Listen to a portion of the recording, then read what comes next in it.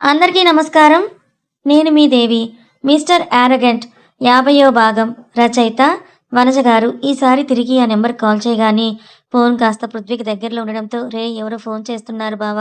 బహుశా బృంద కోసమేమో" అని అతడు కన్‌ఫ్యూజ్ అయ్యి లిఫ్ట్ చేసేసరికి, "ఇంకొకరి పర్సనల్స్ నీకెందుకురా? ఆ కాల్ తన కోసమేమో కట్ చెయ్" అంటూ పృథ్వీ దగ్గర నుంచి ఫోన్ తీసుకున్నాడు క్రిష్. అతని వాయిస్ వినపడటంతోనే త్రిపద ఉద్వేగంగా క్రిష్ గారు అని అనడంతో, మన హీరో బాబు కూడా ఒకసారి ఫోన్ వంక చూశాడు. "హలో కృష్ణ గారు ఎలా ఉన్నారు? ఒకసారి నాతో మాట్లాడండి ప్లీజ్" అంటూ ఆమె అడుగుతూ ఉంటే, క్రిష్ బాబు మాత్రం ఫోన్ కట్ చేయలేదు. అలా అని ఆమెతో మాట్లాడను కూడా లేదు. అతను కట్ చేయకుండా ఉన్నందుకు ఒక పక్క సంతోషపడుతూ, "ప్లీజ్ క్రిష్ గారు ఒక్కసారి నాతో మాట్లాడండని" ఆమె రిక్వెస్ట్ చేస్తుంటే జాలి పడని క్రిష్ వెంటనే ఆ ఫోన్ పీక నొక్కి పక్కన పడేస్తే, త్రిపద మాత్రం మళ్ళీ మళ్ళీ అదే నంబర్‌కి కాల్ చేస్తూనే ఉంది. ఆ వాయిస్ పృథ్వీకి కూడా వినపడడంతో అతడు, "రేయ్! ఒక్కసారి మాట్లాడరా, మాట్లాడితేనే కదా ఏం జరిగిందో తెలిసేదంటూ చెప్పేసరికి లిఫ్ట్ చేయనన్నట్లుగా ముఖం పక్కకు పెట్టుకుంటే, పృథ్వీని ధైర్యం చేసి కాల్ లిఫ్ట్ చేసి స్పీకర్ ఆన్‌లో పెట్టి క్రిష్ ముందర పెట్టాడు ఫోన్. "రేయ్! ఎందుకురా ఫోన్ లిఫ్ట్ చేశావు? నా చేతుల్లో తన్నులు తినాలని నీకంత ఆశగా ఉందా?" అంటూ క్రిష్ సీరియస్ అవుతూ ఉంటే, "బావ ఒక్కసారి తనతో క్లియర్‌గా మాట్లాడితేనే కదా ఇద్దరి ప్రాబ్లమ్ సాల్వ్ అయ్యేది. అలా అని ఇంకా దూరంగా ఉంటారంటూ" పృథ్వీ అడుగుతూ ఉంటే, "దూరంగా ఉండటమా? ఆల్రెడీ దూరం అయిపోయాం. ఇంకా ఏం ఉండాలి మేడం గారికి ఎంగేజ్‌మెంట్ అయిన విషయం దాచిపెట్టి నాతో అంత క్లోజ్‌గా ఉన్నారు. అప్పుడు ఆవిడ గారి బుద్ధి, సంస్కారం అవన్నీ ఏమయ్యాయో? వర్క్ నాకు వీటి గురించి మాట్లాడే ఇంట్రెస్టే లేదు. కాబట్టి ఫోన్ పెట్టేస్తే ఇద్దరికీ మంచిదని" అన్నాడు క్రిష్ బాబు. "అలా అనుకురా పాపం కదా అమ్మాయి" అంటూ పృథ్వీ చెప్పడానికి ట్రై చేస్తుంటే, మరి నేనని అడిగిన క్రిష్ మాటలకి అతని దగ్గర ఆన్సర్ లేదు. అటువైపు ఉన్న త్రిపద మాత్రం వీళ్ళిద్దరి మాటలు వింటూ, "నిజంగా తప్పు నాదే క్రిష్ గారు. నేనే మీకు దగ్గరై ఉండకూడదు. నన్ను క్షమించండి. కానీ మీ ఆరోగ్యం మాత్రం జాగ్రత్త" అని అంటూ, "ఇంకోసారి ఎవరి మీదైనా కోపంతో కారు నడపడం, బైక్ నడపడం లాంటివి చేయకండి. మీ మీదే ప్రాణాలు పెట్టుకొని చాలామందే ఉన్నారు. త్వరగా కోలుకోండి క్రిష్ గారు. నేనుంటాను ఇంకా" అంటూ క్రిష్ ఏం మాట్లాడకుండానే కాల్ కట్ చేసింది త్రిపద. "ఇప్పుడు చెప్పరా? నిజంగా తప్పు చేసుండి ఆ ఎంగేజ్‌మెంట్ ఇష్టం లేదు. నేనే ఇష్టం ఉన్నానని అంటే ఇంకా సేపు ఓపికగా వెయిట్ చేసి నన్ను మార్చుకోలేకపోయిందా నీ చెల్లి? అందుకే అది నన్ను మోసం చేసింది. ఇంకోసారి పిచ్చి వేషాలు వెయ్యకు. అసలు నువ్విప్పుడు తనకెందుకు కాల్ చేశావురా?" అని పృథ్వీని 2 పీకాడు క్రిష్. డోర్ బయట నిలబడి ఇదంతా చూస్తున్న బృంద, "పృథ్వీ అన్నయ్య చేయలేదా? మరి పొద్దున నువ్వే ఆయన అన్నకి చేయబోయి త్రిపద నంబర్‌కి డయల్ చేసేశావు. అందుకే తను రిటర్న్ చేసిందని చెప్పి తనకి ఎంగేజ్‌మెంట్ అయిన మాట నిజమే. పీటల వరకు వచ్చిన పెళ్ళిళ్ళే ఆగిపోతున్నాయి. కేవలం ఎంగేజ్‌మెంట్ మాత్రమే కదా అయింది. కాబట్టి ఒకసారి నువ్వు తన కోసం ఆలోచిస్తే బావుంటుందని" బృంద అంటూ ఉంటే, "నా లైఫ్‌లో ఎవరి జోక్యం అవసరం లేదు కాబట్టి మీ పనులు మీరు చూసుకుంటే మంచిదంటూ పృథ్వీని చూస్తూ విసుగ్గా చెప్పాడు యారోగెంట్ బాబు. బృంద తన ఫోన్ తీసుకొని అక్కడి నుంచి వెళ్ళిపోతే, "క్రిష్ ఇక ఇప్పటికైనా కొంచెమైనా మారరా? అసలు నీకు అర్థమవుతుందా? యాక్సిడెంట్ అయ్యాక నీ కోసం ఆంటీ, అంకుల్ ఎంత సఫర్ అయ్యారో తెలుసా? అసలు మనుషులు కాలేకపోయారు. నువ్వు ఊపిరి పీల్చుకునే వరకు. అలాంటి వాళ్ళని ఎందుకు దూరంగా పెడతావు? ఇప్పటికైనా మించిపోయింది ఏమీ లేదు. కనీసం మరీ క్లోజ్ అవ్వకపోయినా, ప్రేమ చూపించకపోయినా నార్మల్‌గా మాట్లాడటానికన్నా ట్రై చేయరా? వాళ్ళు హ్యాపీగా ఫీల్ అవుతారంటూ పృథ్వీ చెప్తున్నా కూడా అస్సలు లెక్క చేయనట్టే ఉన్నాడు క్రిష్. "సర్లే వాళ్ళిద్దరిని ఉంటే వదిలేయ్. అంకుల్ ఇంకో పెళ్లి చేసుకున్నారని నీకు నచ్చరు. ఆంటీ త్రిపుర ఆంటీ ప్లేస్‌లోకొచ్చిందని ఆవిడ నచ్చరు. మరి బృంద ఏం చేసిందిరా? ఊహ తెలిసినప్పటి నుంచి నిన్ను అన్నయ్య అని ఎంత ప్రేమగా పిలుస్తుంది. తన కోసమైనా నువ్వు చెల్లిగా యాక్సెప్ట్ చేయొచ్చు కదా క్రిష్" అని పృథ్వీ చెప్తుంటే ఒక లుక్ అతని వైపు ఇచ్చి, "మాకు తెలుసులే" అన్నట్టు చూశాడు క్రిష్. బాబోయ్! వీడితో మనం పడలేమని సైలెంట్ అయిపోయి ప్రాజెక్ట్ మీద కాన్సంట్రేట్ చేసిన పృథ్వీ అతనికి హెల్ప్ చేస్తూ క్రిష్ నైట్‌లోపు అన్నీ ఫినిష్ చేసేశారు. హరిత పృథ్వీని అక్కడే భోజనం చేసి వెళ్ళమనడంతో కాదనలేక పృథ్వీ డిన్నర్ అయ్యాక వెళ్ళిపోయాడు. వెళ్తూ, "బావ నువ్వేమీ స్ట్రెస్ తీసుకోకు. అంకుల్ ఆన్‌లైన్ చేశారు కాబట్టి మంచిగా ఇక్కడి నుంచే నీ సెమినార్‌ని కంప్లీట్ చేసేయ్" అని పృథ్వీ చెప్పగానే ఓకే అన్నాడు. అలా వారం రోజులు గడిచిపోయాక అప్పుడు క్రిష్ లేవగలుగుతున్నాడు. అంటే వీల్ చైర్‌లో కూర్చొని బయటకు తీసుకువెళ్ళొచ్చు. అతనికి కూడా ఫ్రెష్ ఎయిర్, సన్‌లైట్ అవసరమని చెక్ చేయడానికి వచ్చిన డాక్టర్ చెప్పడంతో ప్రకాష్ గారు ఫుల్ రిమోట్ కంట్రోల్‌లో ఉన్న ఒక వీల్ చైర్‌ని తెప్పించారు క్రిష్‌కి. అయితే అందులో కూర్చోవాలంటే చాలా విసుగ్గా అనిపించేది. అందుకే మొహం మీదే చెప్పినా కూడా హరిత గారు ప్రకాష్ గారి వంక చూశారు. "నేను ఒప్పిస్తానులే బావ" అన్నట్లు చెప్పిన ఆమె, "కన్నా ఎన్ని రోజులని ఇలా రూమ్‌లోనే ఉంటావు? కాసేపు బయట తిరుగు. మీకు విటమిన్ డి కూడా అవసరం. లోపలే ఉంటే నీవు ఇంకా చచ్చుగా ఉన్నట్టనిపిస్తుంది కాబట్టి నా మాట విను" అని చెప్పగానే క్రిష్ కొంచెం మెల్ట్ అయినట్టుగా అనిపించగానే ప్రకాష్ గారు ఒక పక్క పట్టుకుంటే, ఇంకో పక్క క్రిష్ తనే బ్యాలెన్స్ చేసుకుంటూ వెళ్లి వీల్ చైర్‌లో కూర్చున్నాడు. అది కాస్త కంట్రోల్‌దే కాబట్టి క్రిష్ ఎవరి సాయం లేకుండా బయట వరకు రాగానే హుషారుగా కాలు కొంచెం సెట్ అవ్వడంతో కాస్త వంకరగా అయినా సెల్ఫ్‌గా నడుస్తున్న ఆర్య అతన్ని చూసి, "వీడేంటి అప్పుడే బయటకొచ్చాడు. ఆ డాక్టరేమో 6 నెలల వరకు రెస్ట్ కావాలి. అప్పటి వరకు లెగవలేడు అది ఇది అన్నాడు. చూస్తే 2 వారాలకే వీల్ చైర్‌లో బయటకు తిరిగేస్తున్నాడనుకుంటూ డౌట్‌గా క్రిష్‌ని చూస్తూ ఉన్నాడు ఆర్య. ఏంట్రా అన్నట్టు క్రిష్ ఒక లుక్ ఇవ్వగానే తడబడి చూపు తిప్పేసుకొని వచ్చి టిఫిన్ తిన్నాడు. ఎప్పుడు తినడమేనా లేకపోతే ఫ్యూచర్ గురించి ఏమైనా ప్లాన్స్ ఉన్నాయా అని క్రిష్ విసుగ్గా అడుగుతుంటే, ఏదో చేయాల్సిన అవసరం నాకేంటి? నీ చెల్లెలి మెడలో తాళి కట్టాను అని తీసుకొచ్చి ఇక్కడ పట్టావు. నన్ను పోషించాల్సిన బాధ్యత మీదే కదా అని ఆర్య పొగరుగా అనడంతో వేలు చూపిస్తూ, నా ఇంట్లో ఈ పొగరు తగ్గించుకుంటే బాగుపడతావు. నోరు మూసుకొని నీ కెరియర్ ఏంటనేది చూసుకో. ఎల్లకాలం మీ నాన్న చేసి పెడతాడు తింటూ చేతికొచ్చిన పనులు, ఒంటికి కావాల్సిన దురద పనులు చెయ్యొద్దని క్రిష్ అంటే కోపంగా పైకి లేచిన ఆర్య, ఏ నువ్విప్పుడు నీ నాన్న సొమ్ము తినడం లేదా? అయినా ఒకసారి నన్ను ఇలా మాట్లాడి ఇక్కడికి తెచ్చుకున్నందుకే నీ పరిస్థితి ఇలా అయ్యింది. ఇంకోసారి నా జోలికొచ్చావంటే నువ్వు ఊహించను కూడా ఊహించలేవని ఆర్య కోపంలో మాట తూలగానే, ఏంటి నువ్వు అనుకుంటే నిన్నిక్కడికి తీసుకొని వచ్చాన్ని. నా పరిస్థితి ఇలా అయ్యిందా? అని రెట్టించి అడగటంతో తడబడిన ఆర్య, నీతో నాకు మాటలేంటి? నాకు పనుంది అని అంటూ మళ్ళీ తన రూమ్‌లోకి వెళ్ళిపోయాడు. వీడి మాటలేంటి చాలా డౌట్‌గా ఉన్నాయి. అంటే ఆర్య ఏమైనా ప్లాన్ చేశాడా అని అనుకోగానే క్రిష్‌కి మైండ్‌లో ఫస్ట్ మెదిలింది నరేంద్ర. అలాగే గార్డెన్‌లోకి వెళ్లి ఎండకి వీల్ చైర్ ఆపిన క్రిష్ ఆలోచిస్తున్నాడు. అతని దగ్గరికొచ్చిన ప్రకాష్ గారు, నీతో ఒక విషయం మాట్లాడాలి. నేను అడిగిందానికి చెప్తావా సమాధానం అని అంటే, ఏంటన్నాడు బాబు. నువ్వు బెంగుళూరు నుంచి వస్తుంటేనే ఈ యాక్సిడెంట్ జరిగింది కదా! సో, అది ఎవరైనా ప్లాన్ చేసి చేయించారా అన్నది ఒక చిన్న అనుమానం. నాకు తెలిసినంత వరకు నీకు శత్రువులు ఎవరూ లేకపోవచ్చు. కానీ ఈ మధ్య ఎవరితో అయినా గొడవ జరిగిందా నీకు?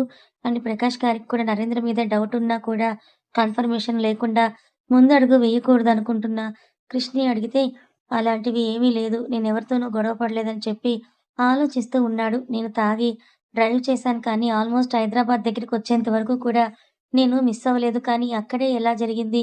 అది కూడా సేమ్ వేలో వస్తూ ఉంటే వెనకాల నుంచి లారీ రావాలి కానీ నా కారు ముందు నుండి అది ఎలా వచ్చి నాకు డాష్ ఇచ్చింది అని ఆలోచించగానే ఇక క్లారిటీగా అర్థమైపోయింది క్రిష్‌కి. ఇది ఖచ్చితంగా నరేంద్ర పనే అని ప్రకాష్ గారు కూడా కన్ఫర్మ్ చేసేసుకున్నారు. నరేంద్రనే చేశాడు అని ఇద్దరూ ఒకేసారి నాకు నరేంద్ర మీద డౌట్‌గా ఉందని క్రిష్ చెప్పేలోపే ప్రకాష్ గారు కూడా చెప్పేసరికి క్రిష్ చేతి పిడికిలి బిగుసుకుంటుంది. నువ్వు మళ్ళీ వాడి జోలికి వెళ్ళకు క్రిష్. ఆ ఎమ్మెల్యేని ఏం చెయ్యాలో నేను చూసుకుంటాను అంటూ ప్రకాష్ గారు ఆవేశంగా అంటూ ఉంటే కళ్ళ ముందే కూతురికి తాళి కడుతుంటే ఏం చేశారు మీరు? ఇప్పుడు నాకు యాక్సిడెంట్ చేశాడని మీరేం చేయగలుగుతారు? వారిని ఇప్పుడు నా పరిస్థితి కూడా బాగోలేదు కదా! తిరిగి వాడు అటాక్ చేస్తే ఏం చేస్తారు ఇంట్లో వాళ్ళందరూ? అని క్రిష్ అనగానే, ఈ ఆలోచన నాకు రాలేదే అని క్రిష్ చెప్పింది కూడా మంచిగానే అనిపించి కరెక్టే కదా అనుకున్నారు ప్రకాష్ గారు. మరి ఏం చేద్దామంటావు? వాడు త్వరలో మినిస్టర్ సీట్ కూడా కొట్టబోతున్నాడు. తర్వాత మనం వాడిని పట్టుకోలేమని ప్రకాష్ గారంటే, దానికి ఇంకా ఎంత టైం ఉంది? అని అడిగాడు క్రిష్. ఇంకా 4, 5 నెలలు పడుతుందని ప్రకాష్ గారు చెప్పగానే, నాకొక డౌటుంది చెప్తారా? అని అడిగాడు క్రిష్ బాబు. అసలు కొడుకు తనతో అంతసేపు మాట్లాడటమే మహాభాగ్యం అనుకుంటున్న ప్రకాష్ గారికి క్రిష్ అలా డౌట్ అనేసరికి ఇంక చాలా ఆనందంగా అనిపించి, ఏంటి నాన్న అది? అని అడిగాడు. స్కూల్స్, కాలేజెస్, హోటల్స్, బిజినెస్‌లో గ్రో అయిన మీరు ఎందుకు పాలిటిక్స్‌లోకి వెళ్ళలేకపోయారని క్రిష్ అంటే, అవును. ఎందుకు వెళ్ళలేకపోయాను? ఆయనకు ఆ ఆలోచనే రాలేదు. ఇవి 3 త్రిపుర ఉండగా కూడా చిన్నగా స్టార్ట్ చేసినవే. ఆమె ఎప్పుడూ అలాంటి ఐడియాలు ప్రకాష్ గారికి ఇవ్వలేదు. ఇవి 3 ఎలా గ్రో చేయాలని చూసారు తప్ప పాలిటిక్స్ విషయం అస్సలనుకోలేదు. నేనెప్పుడు ఆ విషయం గురించి అంతగా ఆలోచించలేదు క్రిష్ అని చెప్పి ఒక క్షణం ఆగి, మీ అమ్మ కూడా అని అన్నారు ప్రకాష్ గారు. ఈసారి మీరు మినిస్ట్రేట్‌కి పోటీ చేస్తున్నారు. జనాల్లో మీరంటే ఒక మంచి గౌరవం ఉంది కాబట్టి ఒకసారి దానికోసం ఆలోచించండని క్రిష్ చెప్పగానే కొడుకు ఆలోచన విధానం తనకి తెలుసు. ఇంక క్రిష్ అంతగా చెప్తున్నాడంటే అందులో మంచే ఉంటుందని కన్ఫర్మ్ చేసుకున్న ప్రకాష్ గారు, ఒకసారి నేను చూస్తాను క్రిష్ లోపలికి తీసుకువెళ్ళనా నిన్ను అని ప్రకాష్ గారు అడిగితే, ఇది సెల్ఫ్ కంట్రోల్‌నే కదా! అందుకే తీసుకున్నాను మరి మీ అవసరం ఇంకేముంది? నాకు కాసేపు ఇక్కడే ఉంటాను అని క్రిష్ అంటే, ఇంతసేపు బానే మాట్లాడావు కదా! అప్పుడే ఏమైంది?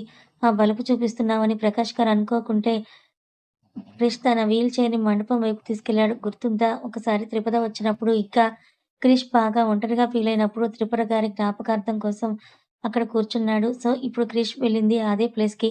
ఎప్పుడు వచ్చినా కూడా స్టెప్స్ మీద కూర్చొని స్తంభానికి ఆనుకుని అతను ఇప్పుడు వీల్ చైర్‌లో దాని పక్కనే ఉండి ఆ ప్లేస్‌ని అబ్జర్వ్ చేస్తూ ఉన్నాడు. ఎందుకమ్మా నన్ను వదిలేసి వెళ్ళిపోయావని క్రిష్ అడిగిన ప్రశ్నకి సమాధానం చెప్పేవాళ్ళు ఎవరూ లేరు.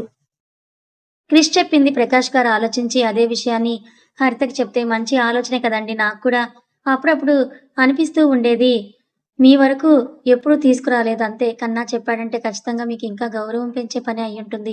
ఇప్పుడు కేవలం మీరు హాస్పిటల్, స్కూల్స్ వల్ల చాలామంది స్టూడెంట్స్‌కి ఫ్రీగా ఎడ్యుకేషన్ ఇప్పించారు. ఇప్పుడు మినిస్టర్ అయితే ఇంకా మంచి పనులు చేయొచ్చు అనగానే ఇక ప్రకాష్ గారికి కూడా అదే కరెక్ట్ అనిపించి నెక్స్ట్ టైమ్ ఎప్పుడైనా దాని గురించి ఆలోచించి పోటీ చెయ్యాలి అని అనుకున్నారు. చాలా సేపు మండపం దగ్గరే ఉండి లోపలికి వచ్చిన క్రిష్ తను ఉన్న రూమ్‌లోకొచ్చి అసలు నాకు యాక్సిడెంట్ ఏ ప్లేస్‌లో జరిగింది?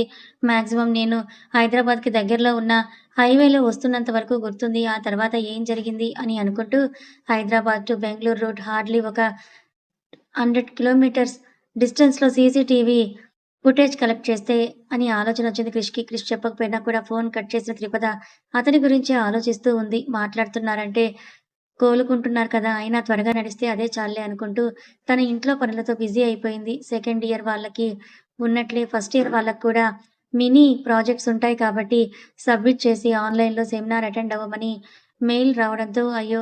నా ల్యాప్‌టాప్ కూడా హైదరాబాద్‌లోనే ఉంది. ఇప్పుడు ఏం చెయ్యాలి అని త్రిపద అనుకుంటుంటే మహిత "ఏమైందక్కా? ఎందుకలా డల్‌గా ఉన్నావని" అడగడంతో కాలేజీ మెయిల్‌ని చూపించింది త్రిపద. "ఇంతేనా?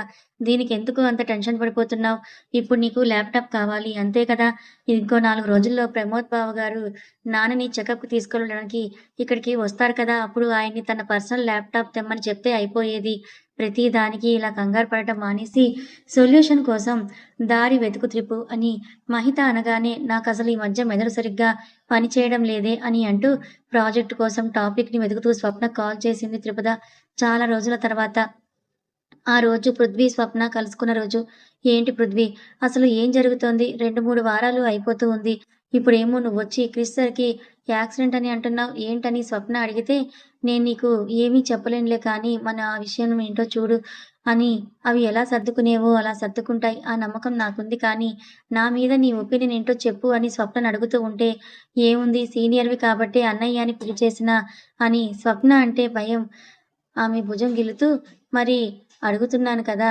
అని ఓవర్ చేయకు. ఆల్రెడీ నీకు నువ్వంటే నాకిష్టమన్న విషయం అర్థమైంది కదా! అని నాకర్థమైంది కాబట్టి నువ్వు final word yes or no ఏదో ఒకటి చెప్తే మేము తదుపరి కార్యక్రమాలను చూసుకుంటాం" అంటూ పృథ్వీ డ్రమాటిక్‌గా అంటుంటే, "తదుపరి కార్యక్రమాలా? అంటే యెస్ చెప్తే ఏం చేస్తావు? నువ్వు చెప్తే ఏం చేస్తావు?" అని స్వప్న ఇంకా ఆట పట్టిస్తుంటే, "ఏముంది యెస్ చెప్తే ఒక 1, 2 ఇయర్స్ ఒకరినొకరు అర్థం చేసుకుందాం. లైఫ్ ఎంజాయ్ చేద్దాం. సెటిల్ అయ్యాక. ఇప్పట్లో పెళ్ళిళ్ళని ఇంట్లో ఒప్పుకోకుంటే గాడిదలా మన మీద అంత నమ్మకం ఉండదా? ఇంట్లో మాట్లాడేసి పెళ్లి చేసుకుందాం ఇంక. ఆ తర్వాత అంటే జరిగిపోతూ ఉంటుందిలే" అని అంటాడు పృథ్వీ. "ఆహా! అవునా? మరి నిన్ను చెప్తే" అని స్వప్న అంటే, "ఏముంది నువ్వు చెప్తే ఓ వారం నెలలు బాధపడతారు. ఆ తర్వాత మళ్ళీ ఇంకొక పిల్ల కనిపించదా మాకు నచ్చకపోదు. సో, అలా అయినా నేను చేసుకోవడానికి రెడీ అవుతామని" పృథ్వీ అంటూ ఉంటే, "అంటే" అని అంటూ అతని నడుము గిచ్చి, "అంటే నేను నో చెప్తే వెంటనే ఇంకొక అమ్మాయిని చూసుకుంటావా? నన్ను బ్రతిమాలుకోవా" అని స్వప్న అంటే, "పోవే ఇప్పటికే చదివి చదివి ఇదయిపోతుంటే మళ్ళీ నిన్ను బ్రతిమాలటం ఒకటి. మనమేమైనా ఇంటర్ బీటెక్ అనుకున్నావా? ఆ చొక్కాల మీద ఇంకులు చల్లడాలు, సైకిల్‌లో ఫాలో అవ్వడాలు ఆల్రెడీ ఉన్న ఓపిక మొత్తం పోయింది.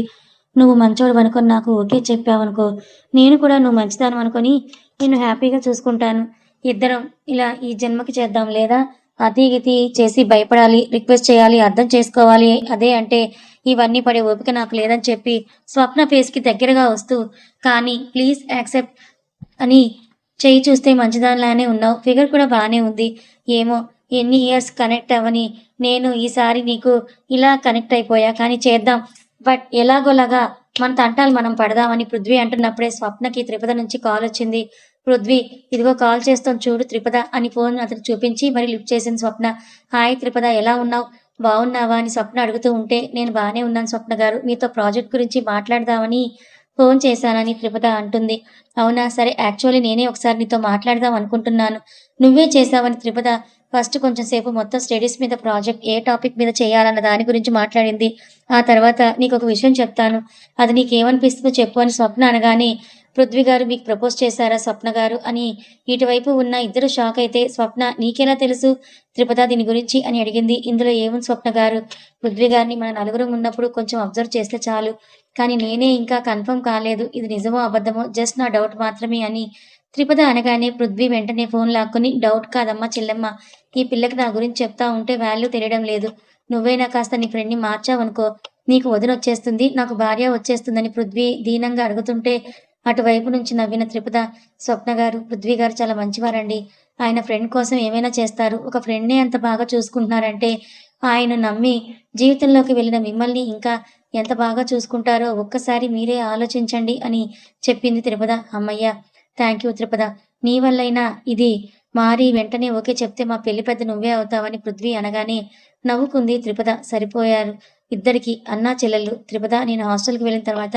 ప్రాజెక్ట్ స్టార్ట్ చేస్తాను, అప్పుడు కాల్ చేసి నీతో డిస్కస్ చేస్తాను, బాయ్ అని చెప్పి కాల్ కట్ చేసి, ఏంటి రికమెండేషన్, ఏదైనా సెల్ఫ్గా నువ్వు నచ్చి నేను ఓకే చేయాలి తప్ప ఇలా ఎవరో రికమెండ్ చేస్తే కాదని స్వప్న పృథ్వీని బెదిరిస్తుంటే, ఇదేమైనా ఇన్స్టాగ్రామ్ అకౌంట్ అనుకున్నావా, 1000 ఇచ్చి 500 ఫాలోవర్స్ తెప్పించుకోవడానికి, అక్కడ ట్రూ బాండ్. అమ్మ, మా చెల్లికి నా గురించి ఏమనిపించిందో అది నీకు చెప్పిందంతే, అయినా పోవే బ్రతిమాలుతుంటే ఓ ఎక్కువ చేస్తున్నావు నువ్వు అని పృథ్వీ స్వప్న తల మీద మొత్తడంతో అది రుద్దుకుంటూనే, నాకు ఓకే ఇంట్లో ఒప్పించుకుంటాను అన్నది నీ ప్రాబ్లం, సో మా ఇంట్లో వాళ్ళని ఒప్పించి అప్పుడు నా దగ్గరికి రా అని చెప్పి వెళ్తూ మళ్ళీ ఇప్పుడు కాదు, నా ఎంటెక్ కూడా అయిపోయాక అప్పటి వరకు వెయిట్ చేయి అని చెప్పేసి నవ్వుకుంటూ వెళ్ళిపోయింది స్వప్న. అంటే ఇప్పుడు ఇది ఓకే చేసిందా నన్ను, యాహూ, ఒరే పృథ్వీ నీకు కూడా ఒక గర్ల్ ఫ్రెండ్ ఉందిరా, ఇక నుంచి నువ్వు కూడా సింగిల్ సెటప్ కాదురా, కంప్లీట్ స్టేటస్లోనే ఇన్స్టాగ్రామ్ స్టోరీలో పెట్టుకోవచ్చని అక్కడే 2 కుప్పిగంతులు వేసి ఇంటికి వెళ్ళిపోయాడు పృథ్వీ. కథ కొనసాగుతుంది. ఈ కథ మీకు ఎలా అనిపించింది, నచ్చిందా? నచ్చితే లైక్ చేయండి, మరికొంతమందికి షేర్ చేయండి. ఇలాంటి మరిన్ని మంచి కథల కోసం మన ఛానల్ని సబ్స్క్రైబ్ చేసుకోండి. Thank you so much for watching.